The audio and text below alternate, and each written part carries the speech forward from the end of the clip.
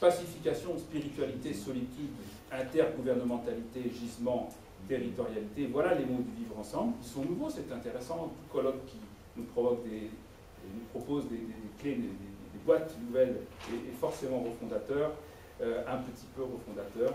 Mais ces rendez-vous-là, ils n'ont rien de canadien, et c'est ça qui est tout à fait captivant. Ce sont des rendez-vous contemporains, et ça a été dit aussi par Madame l'ambassadrice dès le départ.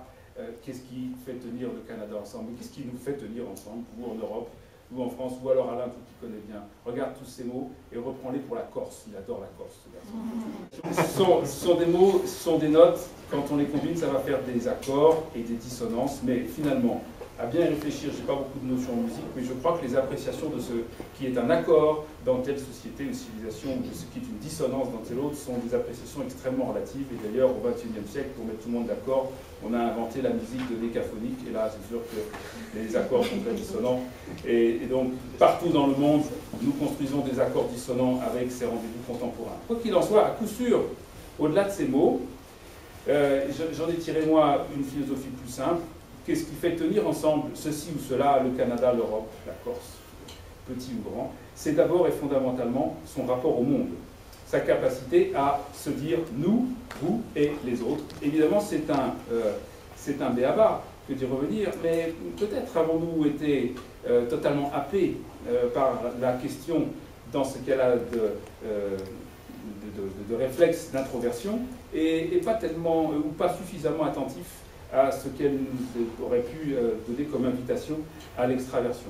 À l'intérieur de ce qu'est ceci ou cela, le Canada, l'Europe, le mieux que l'on puisse faire, après 2 jours de discussion sur le sujet, j'en suis convaincu, c'est se mettre d'accord sur les désaccords.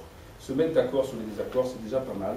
Et puis le reste de ce qui nous définira, ce sera notre rapport au monde. Et par conséquent, le vrai grand sujet qu'il y a derrière votre beau débat, c'était bien sûr le monde, ce rapport du Canada au monde et l'extraordinaire évolution de ce rapport du Canada au monde.